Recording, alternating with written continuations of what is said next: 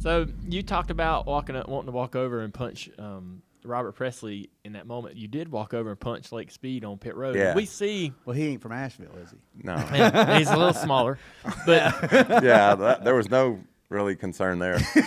we always see just a clip of that. You know, even today we see it often. What happened on the track? Well, it was 95, and I think it's the day the track tore up. The track started coming up, and it was one groove, and it was really tough racing. And I think, we were running probably 12th or whatever with Lake, and he went into the turn, and he was in the spam car, I think. He was. I think he was. Yeah. That made it even worse. Yeah, that's just fun to say, though. That guy in that spam car. So he got in those gravels and ran me up the wall. He didn't even wreck me, but it just was uncalled for. Yeah. And so I honestly, first of all, Lake and I are buddies, and we've always been buddies, and we were buddies after that. But I honestly just wanted to go back there and explain to him how stupid I thought what he did was.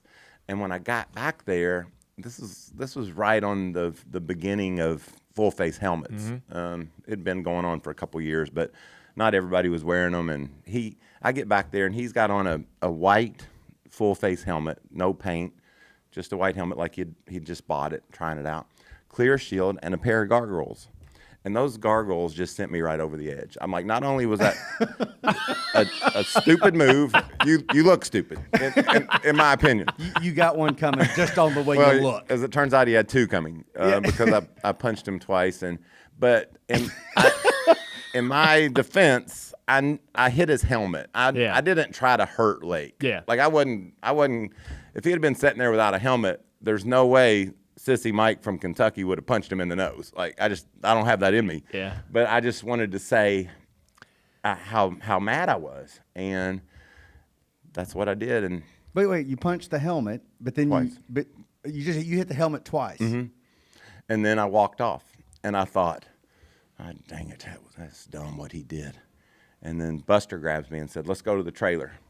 I'm like, I want to go to the trailer, Buster. I want to tell somebody what he did was so dumb. And then we walked a few more steps, and I said, why are we going to the trailer?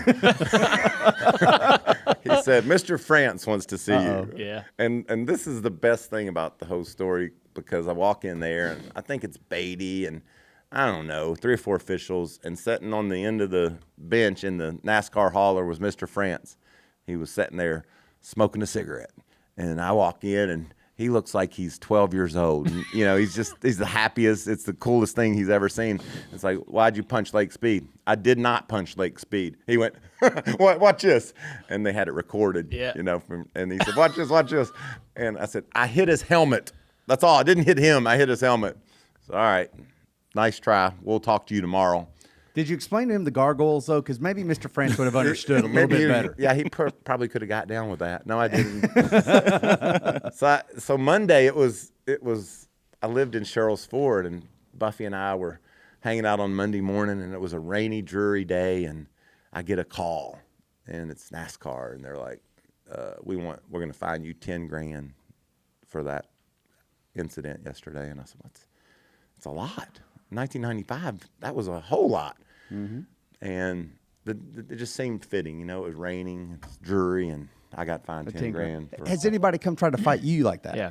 Yeah, Mike Dillon. Oh. I think I've heard some of this. Where was that at? That was at Bristol. I don't remember what happened, but he might have I don't remember what happened on the track, right. But then after the wreck, I'm mad again, and I go to him and confront him about the accident, whatever you call it, and we start getting aggressive. And Mike Dillon is country strong. Yeah, he could probably beat up Robert Pressley if you put him. That'd be a good Robert. I love how Robert Pressley is his measuring stick on anything tough, right? I'd like to see some of that, actually, now that I think about it. Anyway, Robert Pressley versus Mike Dillon. Dillon pulls back and punches at me right at my face, and I guess that when he ran out of reach. Even had a throw. I had pulled back just enough to where it stopped about even with my face. And when I saw it coming, I'm like, oh, no, I'm going to get knocked out. And it got there, and then I thought, well, actually, I'm not even hurt. And by that time, all the crew guys So Dillon's got T-Rex arms. He's got little alligator arms. Yeah, Big tough guy. Doesn't have much of a reach. no throw on that arm. Holy crap. But he, don't go to dinner with him. He would never get down in his pockets. Oh, man. So Had you ever made Dad mad on the racetrack? Darlington, when I was a rookie, not even a rookie, at 85, one of my 5 races I ran as the year before my rookie was the Southern 500. And I was running pretty darn good for a kid that just been racing baby grand cars. And it was probably midway through the race, and he was leading, and I came off turn 2, and I didn't see him. I didn't know what was going on. And I was up on the straightaway off turn 2 then, and by the time I thought I landed, he was already down inside of me in that Wrangler car that you could see him. You could see his feet almost in those cars back in the day. Yeah. You know, you could almost see the whole guy. And he had that finger pointing at me, and I'm like, oh, no, that's bad.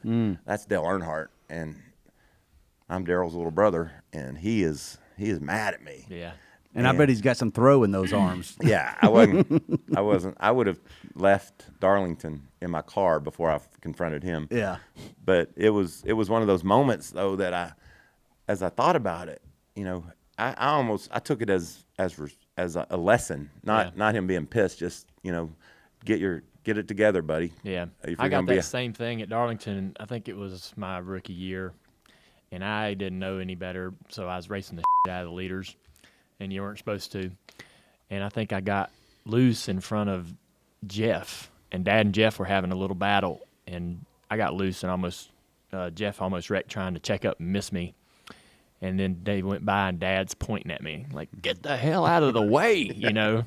But tell him you have to tell one's dad story. Tell him the one about Martinsville. That's my favorite. oh yeah, Michael was there.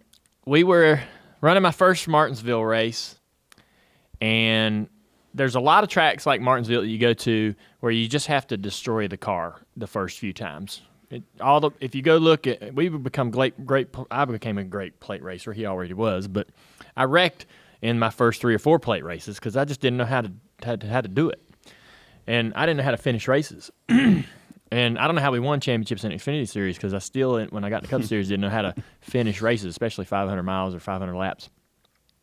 Martinsville, we got a flat tire or something. I cut my tire down, drug the sway bar off, had to come in the garage and get it fixed, and I hit the pace truck. There was a truck behind the garage. I was so mad, and this truck was trying to move, and they'd been out on the track throwing some speedy dry down, and I'm trying to get to the garage, and they won't move, and they're like telling me to move, and I'm in the car, and I'm like, race car has the right of way in the Clearly. in the garage, and plus I got one tire flat. I can't really control this thing. And we got that fixed, and we got back out there, and we restarted on the inside. This was real early in the race, and I had new tires, and the other guys I don't think pitted. All the leaders hadn't pitted, so they had a little less tire. Take off, man. I put a straightaway on the leaders. I was proud. And Dad could see it. He was running top 10. I knew he could see it. Then we wrecked about 3 or 4 more times. Finally, the last wreck, I had no fenders left on my car. Hood's gone. And we had a restart. And, I mean, it's just start. We just had a restart, and I'm back there. I'm going to ride this out. I'm okay. And I come down in the corner, and I was underneath, I think it was Blaney's dad, and he came down, and I hopped his tire with my car because I didn't have any fenders. And I jumped him, and when it landed, I was at the fence, and it bent the steering wheel. I still have that steering wheel, but it bent the steering wheel into the dash and just killed this car. And so Richard, Dad comes over the radio to Richard Childress and says, "Tell him to park it." And Richard's like, "I think it's done." And so we get in the helicopter, and Dad goes to chewing my butt over just how much shit I tore up and wrecking. And I mean, I imagine he was pretty embarrassed because I caused about 4 yellows. And he got done chewing my ass, and I said, "Yeah, man, but did you see me yard the leaders? Had to put a straightaway on them that one time. You ain't even going to talk about that?" So the more to that story is that morning I'd gotten, Dale said, "You want to ride up on the helicopter?" I said, "Sure." So they picked me up at Sherrills Ford, and I'm sitting at Dale's place in the helicopter, and Dale and I are sitting there, and Dale Jr., he's not late. He's right on time. But he comes into the helicopter, sits down. He's got on one of those big coats, like a hunting coat almost, in his hat. And he sits down in that helicopter, and he looks over at me and goes, and I never said a word. The whole hour ride up to Martinsville, never said a word. Just sat over there like he was still asleep. Got out of the helicopter and left. And that was kind of our relationship. There really wasn't one. At that time, we were just, I was Dale's friend, and he was Dale Jr., and we knew each other, but that's about it. Y'all nodded at each other. Yeah, he nodded at me. Yeah, you nodded back. I nodded back. So the race is over, and I think Dale Jr. so Dale runs top 5. I think he was second or third, and I think you had to go talk to NASCAR about running over the pace truck. I did. So he goes to the hauler, and Dale does all the post race, and I don't remember what I did, but I was sitting in the helicopter waiting on them both, and Dale gets there first, and Dale Jr.'s in there talking to NASCAR. He hit everything in this place. Hell, he was on fire once, I think. And so the new Dale Jr. that gets on the helicopter for the ride back, he gets in and says, "Dad, straightawayed him. You see me straightaway the leader?"